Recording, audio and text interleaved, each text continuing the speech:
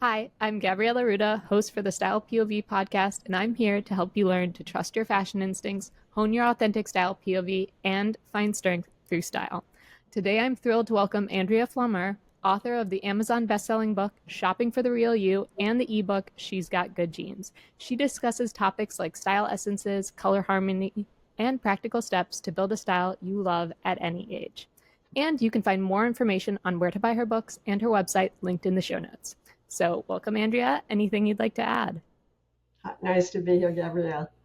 I am so excited to have you. I think today we're going to be discussing unlocking your style potential, like how to approach style evolutions, different style approaches, valuable style lessons that you can learn across generations, and ultimately finding that like big goal of an authentic personal style that resonates with your soul. First, I want to go a little broad, and I like to get everyone's definition of what authentic personal style means to them.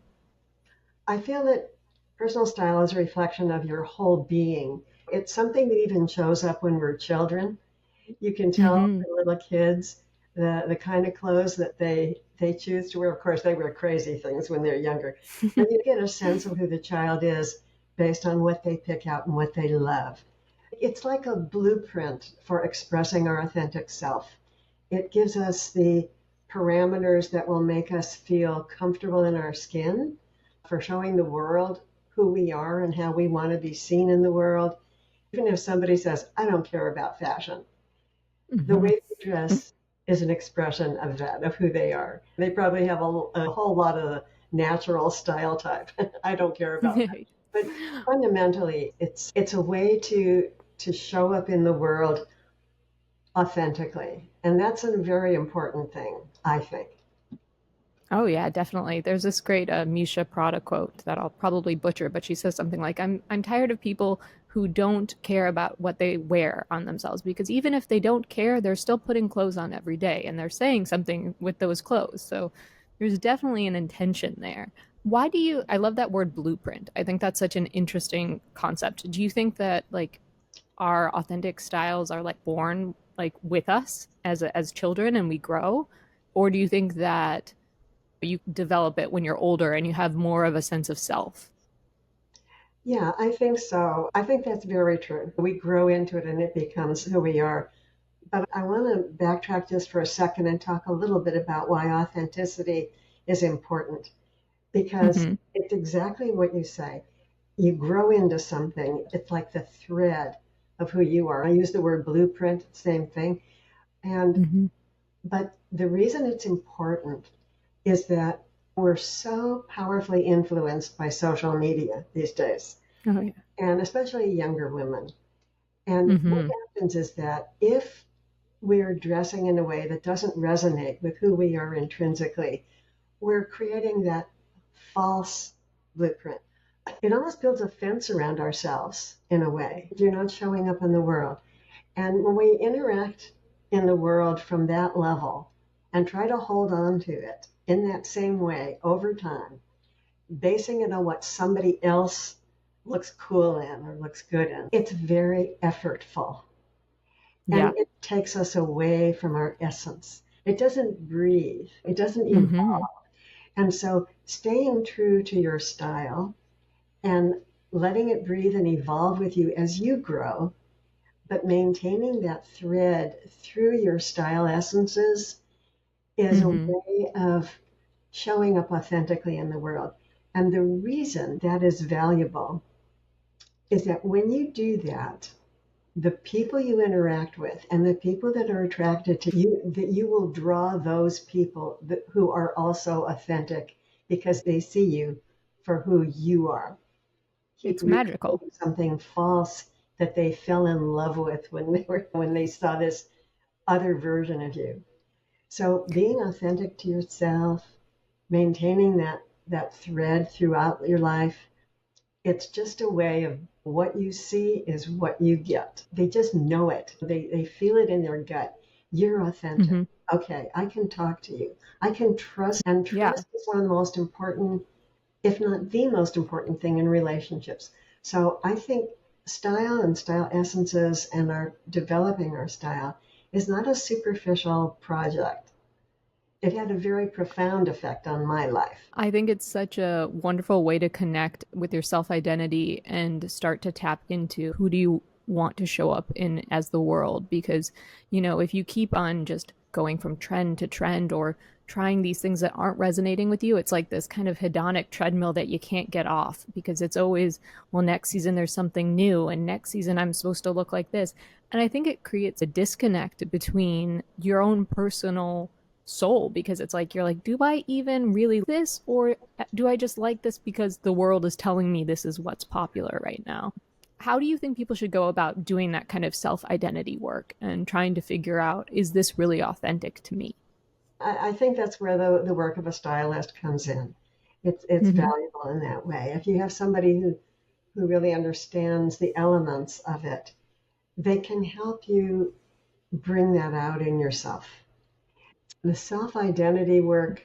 Okay, so I'll tell you my personal experience with this. I think in every family, the people that are closest to you, you identify with, you're so close to them. And so it's very common to dress the way they do. You'll Mm-hmm. see people in the family express themselves the same way, their facial expressions are similar. But when I first had my colors and style done the right way, I've had it done a few times. I Mm-hmm. went through personal style counselors, which was the one that I stuck with. And Mm-hmm. what it did was it validated for me my differentiation. Pieces of me that were a little different from my mother or my sister or my grandmother. And they said, this is me. It's a kind of self actualization. It's a form of more solidifying who you are in the world. So it doesn't change your identity. Exactly. It's the opposite. It helps you Mm-hmm. unfold who you are in your own unique way. And that's a wonderfully affirming thing to do for somebody. I think that's the most wonderful thing that stylists do, that you do for your clients, is help them Yeah, see their individuality. It's a way to what in psychology they call it to and and I think it gives them yeah, that ownership of yes, this gets to very be good. mine. And it gives them the confidence to claim that because it can feel intimidating to be like, yes, these are my colors or this is my essence because there's just a lot of variables that you're not sure on. So when a stylist can give you that ownership, that title, it makes it feel like it can be your own and that you can see the vision because you've been propped up and you've been supported in this information. You're going down the right path, which is encouraging. It's like map directions, like we're going to nudge you this way, and you're like, yes, this is what I wanted to do. Can you talk a little bit about, you said you went through a couple different iterations of styling and counseling. What did you find that PSC gave you that other ones did not? The first one, I was only two primarily, and then I've looked at a lot of others. But when I was in my early 30s, a friend, when I lived in Southern California, said, "Oh, you should go get your colors done." And I thought Mm-hmm. that was a cool thing to do because even as a child, I can remember clothing that I had when I was 6, 7, and 8 years old. And I Mm-hmm. remember as a child, I would look at things and say, I love that color, but it's not quite right on me.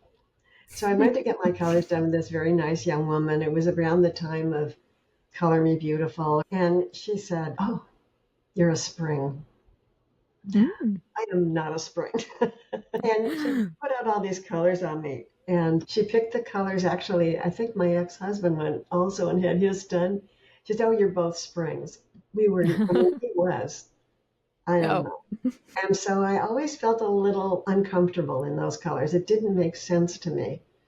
And then when I moved up to Northern California, some very close friends, you must go get your colors done at this other place. It was one of the people that was working with personal style counselors at the time. I don't know if he's no longer there. He laid out a bunch of colors for me, and I went home and cried because they were so dark and they were so Oh, drab and kind of so depressing. tears And of sadness then. I thought you were going to say tears of joy. sadness, it was tears of sadness. I wasn't happy. So a couple of Okay. years later, I went to see John Kitchener, and he Mm-hmm. said, "Oh, no, no." So he added the element of me that is spring because I'm 70% earthy rich, which is fall, Mm-hmm. autumn, and then I'm 20% spring and 10% of summer. And I think that's part of the differentiation when you really get it fine tuned. And so the darker colors now, I get them. I Hmm. love them. They basics, they're the things Yeah. that I use for suiting pieces or basic classic pieces. I love them. But I will wear something that has some of the spring element in it, like my Hmm. greens. My greens Yeah. with spring, the colors are lightened up and brightened up. Hmm. And so I have some colors that are like that, but they work for my mostly autumn coloring. So that's what I say. It was a process of learning. And then the more I went into it, the more fascinated I became. And there are many good color analysts, I'm sure, out there. I just think that if somebody just says to you, you're an X or you're a Hmm. this, be careful because it's a Yeah. very rare person that's one thing. Hmm. Just like our Yeah. style is mixed, coloring is a combination for most of us of multiple colors. Yeah. It's like customizing the palette to be more expansive than just these color qualities or this general thing. And it's interesting that like when you reframed the darker colors, that they felt better. It was like, okay, I can get these darker shades. They just have to have a balancing point for me. And so that's it wasn't so sad and scary when it felt like it was more of a representation of you and it was all of you. We're going to focus on the majority. It seems like very customized in that sense. Do you think that the beauty of the style essence system is that it really gives you a unique recipe in your style and that you get to be the chef when you put these things together because you get to decide I like my shaded colors as basics. I don't want them as my, main blouse or something like that. I love the food reference. I um, love a good analogy. yes, because I think that just like with coloring, our style it traverses several different styles. I think that it's true that there are fundamental style types that most of us Mhm. fall into. I do agree with that. Starting with the most dynamic one, which is the dramatic, and then the Mhm. natural, and then I'll just enumerate them. Starting with the dramatic, then natural, then high spirited, which I have a lot of, and then classic, which is the balance point. I personally think Mhm. everybody can wear some classic pieces, almost everyone. Yeah. And then there's the less dynamic. I won't say less dynamic because they're dynamic in their own way, but there's the less in your face. So there's the romantic, and then there's the Mhm. youthful, and then there's the angelic or the ethereal type. Yeah. Most people run a gamut of several of those. One of the biggest mistakes that people make, not only in choosing the wrong color, but they tend to emphasize one of their lesser style essences. Mhm. And it's the hardest thing for some of my clients is that when they have like equal amounts of certain pieces, like if they're equally natural and romantic, what do I do? How do I adapt that? How do I make that work? And so I think, again, it takes time, it takes a good eye, it takes patience, learning about yourself, experimenting, trying to see what will work that balance those and express those elements in us that are the most who we are, and not overemphasizing one. Lessons that I learned from John Kitchener was that if you have, for example, I'll just give percentages. If you have, for Mhm. example, um, at least 25 or 30% of particular style type, then you can wear almost head to toe that style. You can probably Mm. get away Okay. with it. If you have a smaller amount, then you wear just one garment in that, and that works. Interesting. And then if you Yeah. only have a tiny little bit, I said to him once, because I have a 5% angelic ethereal, I said, what do Mhm. I do with 5% angelic? And he said, shoelaces. So I think if you like a particular style or you like a particular color and it's maybe not perfect, then wear it away from your face. Yeah. So do you think that's a general recommendation that if it's a smaller part of your blend to put it lower as well? so that it's de-emphasized, because ultimately we're drawn to the face unless we're creating another focal point within the outfit. The face is where we want to bring people, right? It's us. We're not trying to create style armor. We're trying to be seen as our best selves. That's exactly right. That's exactly right. So, you've talked about a little bit about developing personal style and adjusting it to your needs, especially in like shopping for the real you, getting in touch with yourself. How would you say that someone should approach building out a wardrobe based on these things? Because there's exploration phases, right? You get this new information, you're 40% this essence, or you're this color harmony. And it does take a little while to say, okay, where do I put this? Where does it work for me? And you can talk about your own journey too, because you said this was really the key that helped you unlock things. Yeah, I think it was a matter of becoming strategic and having a little discipline. As those of us who have a fair amount of, you have a lot of youthful, romantic, and high spirited. And I think people that Mm, have a lot of those qualities, you would get bored real easily if things weren't fun or juicy. And mm-hmm, it just takes a little discipline to say, okay, what do I need? Where am I going? Where am I going to wear mm-hmm. this? And how does it make me show up? Yeah. And so I think part of it is when I go shopping now, this is the funny part of it. When I, with my current husband, when I Mm-hmm. took him to get his colors done, he said, oh, I don't want some guy telling me what to wear. And now every time we go, he says, oh, is this my color? So, It's funny how fast that changes, right? You're like, I love this yes, new information. It's not confining, it's liberating. Thank you. yes, exactly. It's liberating. And I think that's one of the things I tell people all the time. It's not that it's going to restrict you from having some fun, but it's going to No. open up your eyes and your wardrobe, your closet to new things, to give you a Yeah. chance to just show up. But yeah, I think it takes a little while.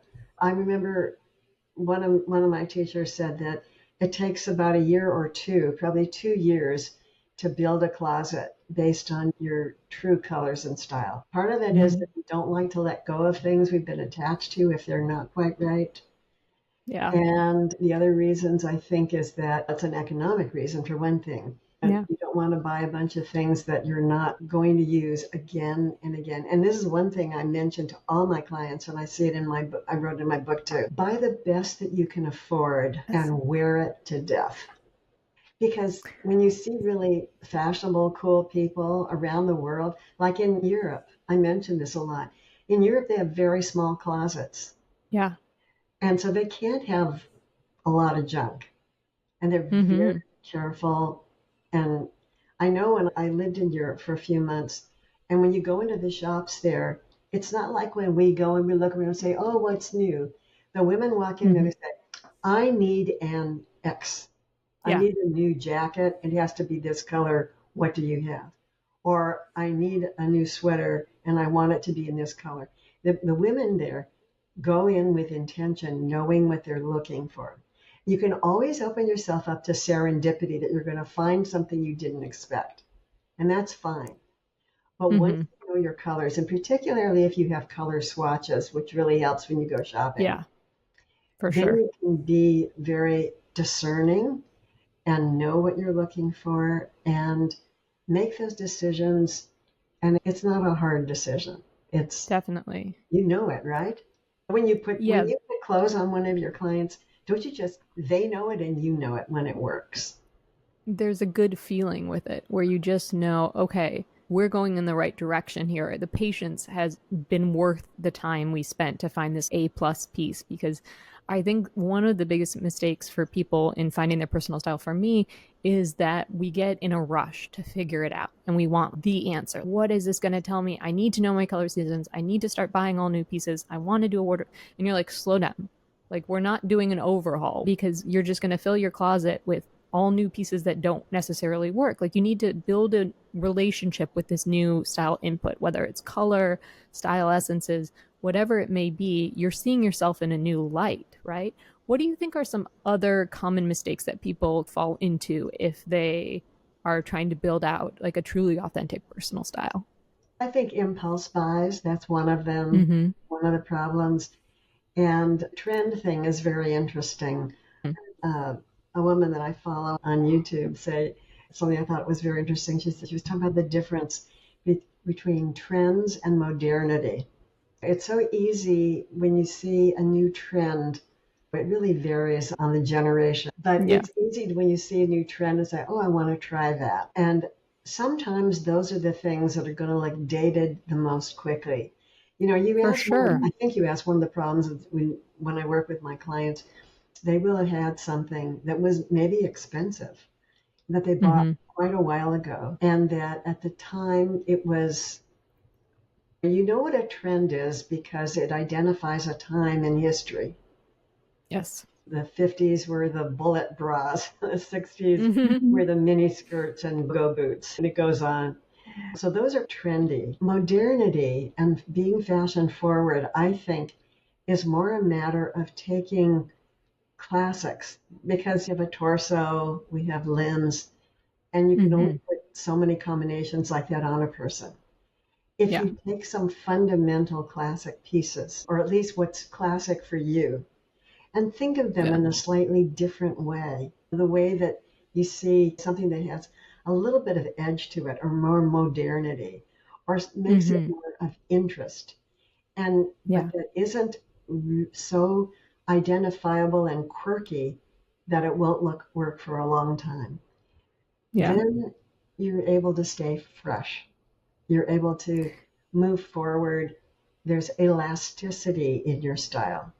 You still have the Mm-hmm. same thread of who you are and how you're presented to the world, but there's a little more breath. There's more breathing in it. Whereas when you just follow a trend, again, it's just not going to last terribly long. Like, for example, I just bought some Mary Jane flats with an elastic around it. I never used to wear things like that because I thought they were a little too young. But now I see there's something so simple and attracted by them, and they're on my feet. I'm not wearing them near my face. Mm-hmm. And that's something that's going to last for a long time.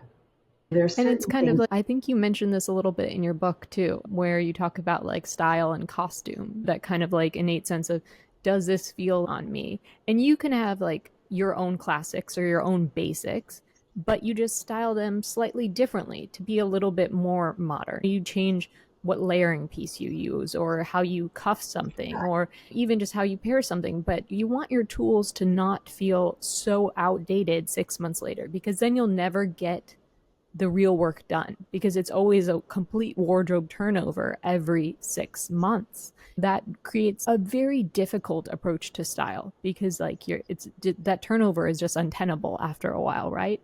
How do you think that each generation approaches style and like what can we learn from different generations or different stages in the personal style? I think when we're younger, we're experimenting more. We're trying to find who we are. We're trying Mm-hmm. to define ourselves in the world. And so we experiment. And so I think that's perfectly acceptable. The shorter skirts, the showing more of your upper arms, but there's also that quality of experimentation and that quality of joy in dressing that a lot of younger people do. And Mm-hmm. when women get older, sometimes they get stuck. Over time, they develop a groove, they know who they are. But I think what older women can learn from younger women is to experiment a little with those new modern ways of exploring style. My friends are not going to go, I won't say they won't wear bikinis because I know some in my age do.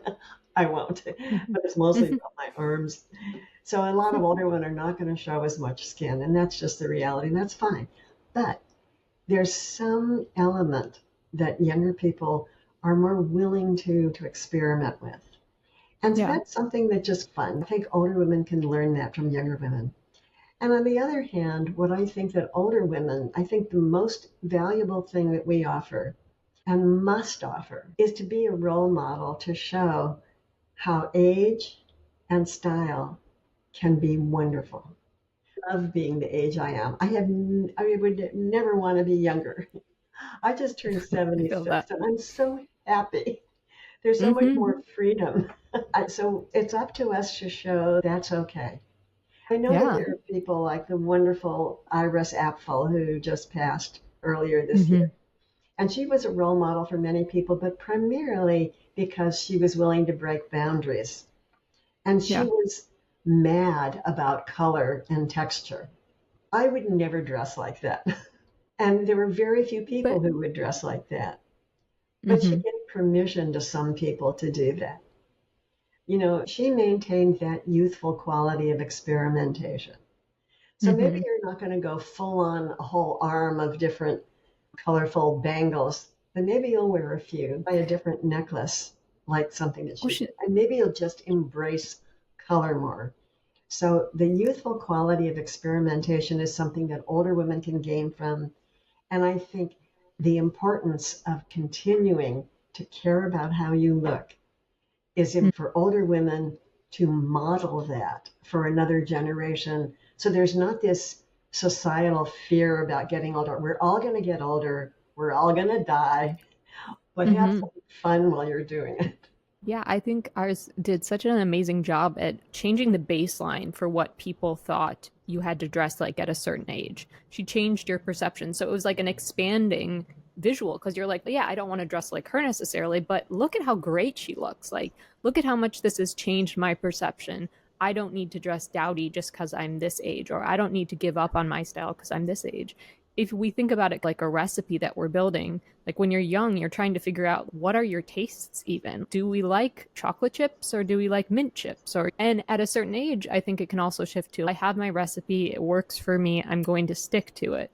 But you don't know, maybe throwing cinnamon in there will be like that magic spark that like all of a sudden it elevates your taste. I think that it's really important to remember that this is just always an evolution. You're always turning from new input to putting that into action to, okay, now I have a new style hurdle. I want to hide my arms at the beach. How can I do that in a new way that feels authentic to me?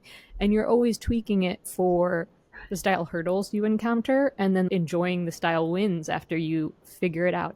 How do you help your clients approach these things and approach finding a style that feels authentic and also feels age appropriate? Is there some like advice that you can give them to really embrace this new way of thinking? Right. And the whole concept of age appropriate style comes into play a lot because if you have a lot of high spirited quality, then you can be more experimental. I Mm-hmm. use that word for everybody, but it really, if you have more high spirited quality or drama, you can be a little bit more experimental and it works for you. So that essence blend is so important to really feeling like the permission almost. You're like, okay, this is part of my uniqueness. I should show it off. Right, exactly. Yeah. So, how do you help your clients foster that positive relationship with themselves? Like after they come to see you and they're maybe down on their style or not feeling, I used to be able to wear this and now I don't feel as comfortable in it, or I'm not sure what my essences are, nothing feels authentic to me. Because these are all questions that people have in this journey. It's a lot of work. First of all, we have to be gentle and have compassion. I think one of Mhm. the greatest gifts you can give another person is to see them for who they are. And Yeah. so you have to see them, you have to meet them at their level. And I would never tell somebody, oh, don't ever wear that. You look terrible in that. Never say that. Hmm. I'm sure you wouldn't either. It's important to help them find the element in themselves that is beautiful because I Yeah. think everybody has beauty. When you use that word beauty, that's a loaded term because in cultures it has to do with certain features, but authenticity is beauty. When you see pictures of Judi Dench, the British actress with the lines under the Yeah. face, She looks I stunning. think she's gorgeous because, So stunning. yeah, she's so real and she's so earthy. Even if a client has gained weight or has gotten older or is having some other health challenge, you find the peace that makes them feel beautiful. You see it in them and you emphasize it. And then you emphasize it in terms of the color and maybe the texture of the clothing. I think texture is such a really valuable part of styling, right? Yeah. And so when you see who they are and you help them find that piece that emphasizes and reminds them of how beautiful they are, that there's a piece of them. Maybe it's the whole thing is beautiful in their mind, but to Mm-hmm. change their perception from, oh, I'm this or I'm that, I'm too old, I'm too fat, I'm too this, to help them see the beauty in that, the juiciness in who they are now, the wisdom in who they are now, the uniqueness of their coloring. That is the gift that a stylist gives. And it's Mm-hmm. both affirming, it's health giving, I think. It's Yeah. not just it's not You just a had this matter of looking for the It's like public. looking like you. Yeah, it's looking like you and finding that like assuredness in yourself. You had this great Grace Morton quote in your book. Prettiness is an attribute of the young. Beauty is an ageless quality. And I love that that kind of ties into the self-care and self-love that you're not getting less beautiful. You're finding new beauty in how you present to the world and new strength through these expressions. When you're working with clients, when do you know that you're on to something really wonderful? Like, when do you know something really resonates with them? You see it in the change in their breath that are being tied. They relax. You Yeah. see it in their face. I always say about color, when you hold a color up to your face that makes you look healthy or And brighter, or smile. make your eyes brighter, then Mm-hmm. you know it works. I was working with one client. She did some corporate presentations. And so we're going through her closet and she pulled up a blazer. And she's like high levels of romantic in her personal Mm-hmm. style.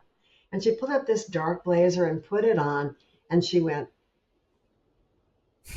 that's what her face did. I said, Yeah. look at yourself in the mirror. It's that tells you everything you need to know. Yeah. When you see yourself in something that makes you feel beautiful, your face changes, your body dynamics change, and your breath changes. The breath is really a very key element. And that It's like sigh, a sigh. home. I've Mm-hmm. come home to myself. I think that's when you know that you've hit it for them. Mm-hmm. And they start to absorb it. It takes time for people to change their minds and change their thinking. So you have to Yeah. give them that room. Yeah, because they have one vision of themselves that they've told themselves over and over. And this, it can take a while to get to, oh, wait, no, right? Like that ownership can take a little while to feel comfortable in. It's interesting because I've noticed this with color analysis as well. Like when you put the right color on someone, they like instinctually smile. I swear this happens so frequently. Like, you put it on and they just kind of go, it's like they instinctually know. Do you think that sometimes we don't trust our fashion instincts and or that we kind of suppress them? And do you think we can do anything to improve that? Yeah, one of the things that also I learned from John Kitchener, he said a lot of people are afraid of color because it Mm. opens up something in themselves that's been repressed. Yeah. They're afraid of the person they're going to be when they wear that color. Oh my God, is Mm-hmm. everything else going to change too? It might. It's Technicolor now. What do I do? But I think the point is we don't want to suppress who we are. What we can do to improve our ability to embrace those new colors, we just have to be bold at some point. Maybe it just means letting go of some things that no longer work and Mm-hmm. wearing more of the things that work more frequently. A lot of in this culture where we want to change things frequently. In other cultures, when they have something that looks good, they'll wear it Mm-hmm. over and over again. Encouraging them to do that is wiser than even trying to create a whole bunch of new things. Just a few. Yeah. You can create a few elements, a few pieces that work nicely together. Let them experiment with those, but keep it simple. Throw too much at somebody right away, it's overwhelming. Maybe help them create a couple of outfits, not a lot, and then Mm-hmm. encourage them to wear those. And then tell them to remind themselves what is it about those pieces that they love? Is it the comfort? Is it the texture? Is it the textile itself that they feel their body feels comfortable in? Yeah. Those are the things that will form that thread of what you're going to develop in your wardrobe over time. Yeah, because you need to develop a baseline for this new information. You go from wearing black and white to all of a sudden wearing spring colors, it's a shift, right? And I always tell people, like, buy one item in your palette, buy a lipstick, buy something that you already like to wear in your palette, because that'll be your introduction. We got to get a new baseline for this new color that you may find you want to explore more and more once you get a little taste of it. You want a comfortable entry point. And I think that's so beautiful what style essences can do for you, because it gives you this confidence and these kind of like adjectives that you can ask yourself, does this resonate with this adjective or archetype or vibe? Because I think that sometimes we buy things and we don't ever think like, what is this piece? Like, is what's the texture? What is it telling me? What is it communicating? Because individual pieces communicate things, right? Do you think that there's any benefit to describing the pieces that you love with adjectives, or defining them in an essence blend or an archetype to frame what is my wardrobe now? Is it all natural? Is it all high spirited? Is it playful, energetic, staccato lines, things that bring energy up? Or is it something that is very natural and coarse and textured in patterns? Deciphering some of the pieces so that you understand them in a way that you might not have done when you immediately purchased it, because you're just like, this goes in the wardrobe, I guess I like it. How would you say someone could approach it like that? Or should they? Yeah, I like that approach very much. I like the whole concept of adjectives, and it makes people think about it more clearly. Because when you use those in selecting your clothing, like for example, is it refined enough for me? Is it playful enough for me? Is it sophisticated enough for me? So I think, one of the things I suggest in the book is to ask people who love you Friends. how Mm-hmm. they would describe your personality. Not necessarily ask them to describe your style, because that may not, Mm-hmm. you're Yeah. developing your style. But if you ask them to describe your personality, they may come up with some words, and there may be some common threads there. And you make up a Yeah. list of, and it's so simple, it's so direct. Say, okay, I'm going shopping. I'm looking for something that has some juice, not sexiness, but juiciness to it, or Yeah. softness to it. Yeah. Let's say you have a lot of romantic. And so Mm-hmm. you're looking, does this say that? What does Mm-hmm. this garment say? What does it Yeah. speak? What does the color say? Yeah, I love the idea of using adjectives. And then it gives you a template for what to do going forward. I know that some stylists actually do that. They will give Mm-hmm. their clients a few words: comfortable, classic, and playful. Those become as important to you as bringing your color palette with you. So you've got your Yeah. colors, and then you go shopping, and then say, but does this fit that element?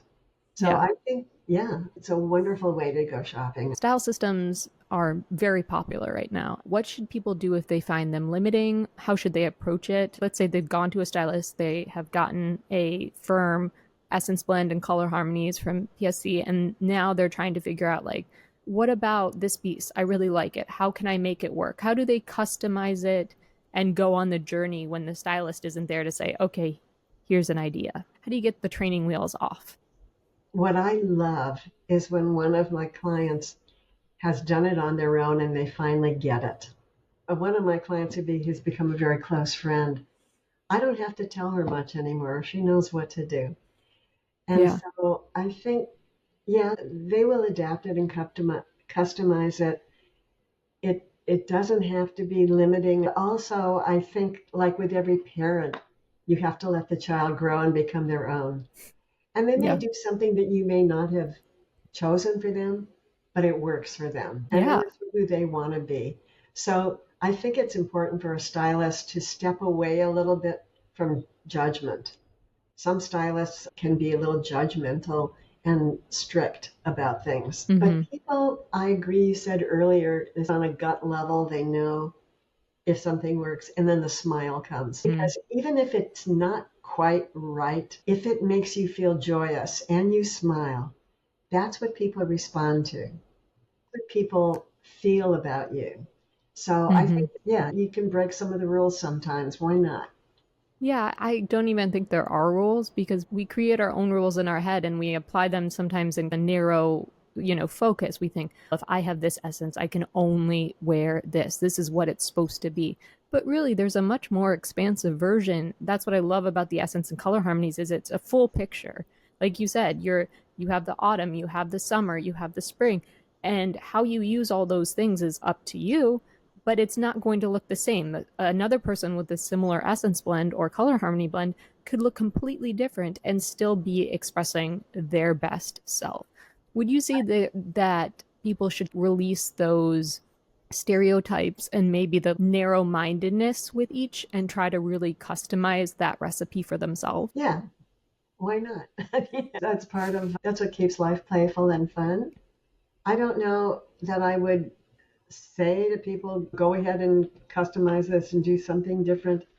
They're coming to me for information. I give them my input, but I present it in a way to give them room. Here's some ideas. Let's try this. What do you think Yeah. about this? How does that make you feel? Great. You know, support them. And if it really doesn't work, then you say, what would you think if, or are you willing to? In other words, Yeah. introduce a little bit of possibility for them playing with it. That's only if they're making a big mistake. But if they're Mm-hmm. just going Yeah. off on their own and playing a little bit, of Yeah, course. I think exploration is important. You learn so much when you try the things out for yourself and you're like, okay, I can see that this works Yeah. here. How much do you think personality plays into this and our relationship with ourselves? Because I know that having a positive self care relationship with your clothes is important. We want everyone to feel good in their clothes and feel like they're expressing themselves. How does one make sure that they're taking care of themselves during this process? Personality is a very direct relationship to personal Mm-hmm. style. And I think that embracing the elements of our personality, the healthy elements of our personality, if they're Mm-hmm. real, if they're not something that we've created that's a false persona, then I think that's very healthy. But it is part of self care, which is a big issue for me lately. My next book is not strictly fashion related, but it's called Self Care. And the thing about self care is, I think the continual idea through the whole book is becoming real, like the Velveteen Rabbit, becoming authentic, becoming real. And Yeah. so, if whatever you do, and if your personality is clear and is a true reflection of what you feel and the way you are and who you are, then embracing that is a very significant part of self care because it keeps you Yeah. connected with your soul. You mentioned that word Mm-hmm. soul in the very beginning, and it just set Yeah. off a light bulb for me because that is the essence of my whole self care book. It has to do with being honest with yourself and staying connected with the deepest part of yourself, which is that unchanging thread of our soul. That's the Mm-hmm. word. I love that word because it's what differentiates us. It's what stays with us in some of the Eastern traditions. It's the Yeah. element that continues on with us into our next life. So the closer you stay to that in this life, the Mm-hmm. more you can grow and evolve into the beautiful being that you're supposed to be. And your Yeah. personality will be a healthy one that reflects those pieces. So I think Mm-hmm. style is a part of that, and it's an important part of that. And that's why Yeah. I don't think it's a superficial endeavor. No, I don't think so at all. When you think about it, you get one life. And what's great about getting a little older is that you feel more comfortable going away from the herd. You don't feel this pressure to conform because you're like, I've been alive for this many years and I'm ready to show the world who I am. And when you get on that journey, you do have to take care of yourself because it is a lot of self identity work and tapping into your soul and bearing that soul to the world. I think that's such an important point is our image deserves to be heard. Like our uniqueness deserves to be expressed because if you're copying someone else or developing an inauthentic style, then you're doing a disservice to the world because the world doesn't get to see all your unique gifts. Do you want to mention anything else about this new book? It sounds wonderful. You mentioned that it talks a little bit about image in self-care? There are different sections of the book, and it's coming out toward the end of July. Okay. The full title is Self Care 30 Life Lessons from Happy, Healthy, and Successful Women and Some Men.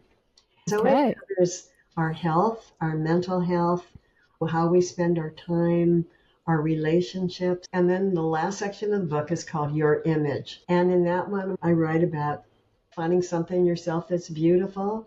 There's a Hmm. one interview in there with a wonderful woman named Suzanne Blondes, who back in the 70s used to be the Charlie girl. She's a skincare expert now, so she talks about skincare from the inside. And then I talk a little bit about the way we express ourselves shows itself on our face over time. It wraps up the idea of connection from the inner to the outer. And I think that's a lot of people. You're probably finding that in your own work now. Don't you find more people are caring about that? Yeah. I think it's exhausting when you're trying on different personalities that don't resonate on a soul level. Like it you need to find those inner connections that make you feel like excited and thrilled to put your clothes on every day, thrilled to be yourself. We want to find joy and inner peace with who we are in the world. And I love that concept of kind of tapping into your inner gifts and resonating with it. And I think that's why the essence system and the color harmonies is such a fascinating topic, because it does exactly that. It's trying to share your special gifts. Any style tips, anything you want to end with? It's been such a joy getting to speak with you. Oh, gosh. I'm definitely going to link all your books. I have one of my Oh, thank favorites, you. and I will make sure that people know where to find you. Thank you.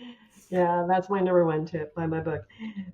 Yes, Shameless it's a play. great book. I've gifted I it to think people too. the number one style tip I would give to people is start small. You don't have to throw yourself in or be brave and change out your whole wardrobe. Start small, experiment, find one thing that's new and that's Mm-hmm. different for you. This is what, if you already know what your style and your colors are, you don't need my advice. But if you're just starting on the journey and you're trying to figure out what it is, find something really charming. Price doesn't always matter because you're going to be able to find a lot of things that are really cool that are not that expensive. I buy That's a true. lot of my clothes from the Gap because I'm short. I'm 5'1" on Mm-hmm. a good day. From the Gap and from H&M. H&M has a lot of natural fibers now. So Yeah. find something that is a little different than you might have tried and see how you feel about that. And see how Yeah. you look in the mirror when you see yourself wearing that. But I think that's a good tip. I think that's an amazing tip, is to tap into like small bite-size movements. This journey goes on forever, right? It's never really over. So you Yes, can't try to race to the finish line because it doesn't exist. This has been so wonderful. I will make sure that everyone knows where to find you in the show notes. And I just am so grateful that you came on to speak with us, and it's been illuminating. I love your perspectives. So go buy her book, everyone. it was Thank you my again. pleasure and my honor to join you. I love what you're doing. I think you're doing a very great service. Thank you so much. And until next time, everyone.